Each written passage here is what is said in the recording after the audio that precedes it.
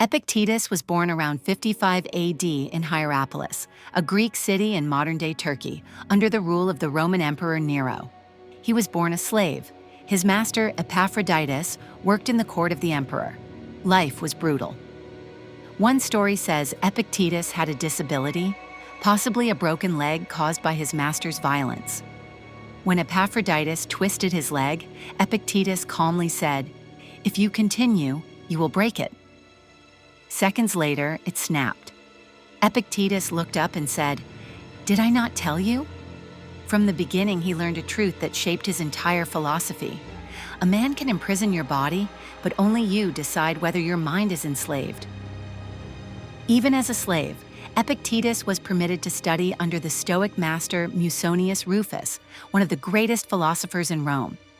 Under him, Epictetus discovered that wisdom is a weapon no one can confiscate. Rome around him was collapsing in corruption.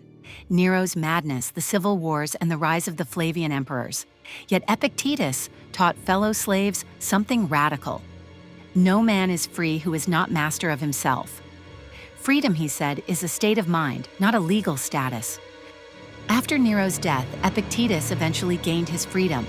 But the new emperor, Domitian, feared philosophers who encouraged independent thinking. In 89 AD, he banished all philosophers from Rome. Epictetus walked all the way to Nicopolis in Greece, where he opened a small school. Brilliant students came from across the empire just to hear a former slave speak.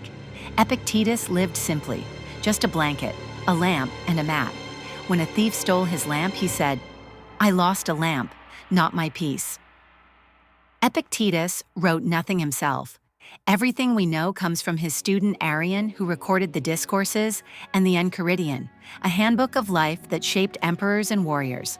Some of his most powerful teachings include: you become what you give your attention to. Circumstances don't make the man, they reveal him. When something happens, the only thing in your power is your response. He taught that pain is unavoidable, but suffering is optional, that the world is not in our control, but our thoughts, judgments, and actions are always ours. Epictetus trained his students through real-world examples. If someone insults you, the insult is theirs, the reaction is yours. If you lose wealth, remember that everything you own was only lent to you by nature. If a loved one is sick, grief is natural, but despair is a choice. He also spoke about death with rare clarity. I cannot escape death, but I can escape the fear of it. His teachings were not abstract. They were tools for surviving chaos, tools he forged through personal suffering. Epictetus influenced some of the greatest minds in history. The philosopher king Marcus Aurelius kept his teachings by his bedside.